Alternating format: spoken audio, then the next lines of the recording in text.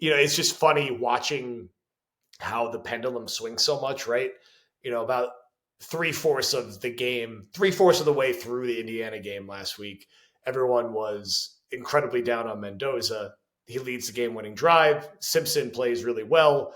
And everyone's, it's like, we kind of like Mendoza, but he was inconsistent against Penn State. But Simpson was really good. Then you get today, Mendoza was like, I think it was 22 or 24 with, 3 touchdowns. Lighter competition, but played great. Simpson, racked up a lot of yards passing, but did not play great against Oklahoma. He had a bad interception. He had a touchdown, but was not his best game, was not as good as he was last week against LSU. And everyone's like, well, what the hell do we do? I think let's get the full body of work. Let's see where the pick lands. And then there's a lot of time to sort out what the hell you do. And let's see who even fully declares.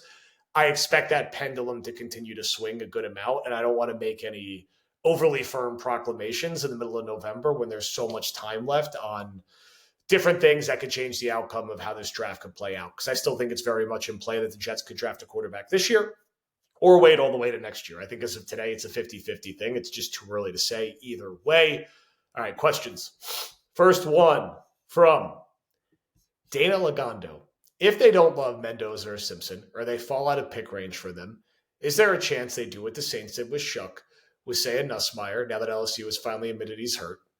And if they suck again, drafting a QB in the better 2027 class, I feel like I keep wavering on if it's best to take one as high as they're picking this year.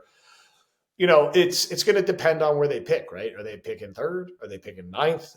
I've got a lot of questions about this today across Twitter too. Like if they use the early round picks on other positions, let's say they go receiver and edge rusher, do you take a quarterback in round 2, round 4? Do you throw that dart? I'm not crazy about doing it because your hit rate is so unlikely when you're throwing those darts on day 2 and day 3, but it depends. It depends how the board breaks and if you think there could be some upside for a guy like Nussmeier. I don't hate the idea of it because they're just so desperate at the position. So to just put more shots up and maybe hope something breaks through, because we know none of the 3 current quarterbacks in my mind are in any way an answer for the future.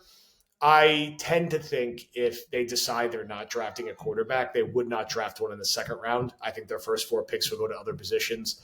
Maybe they do a day 3 dart throw, and then I think the full focus goes into 27 on drafting someone.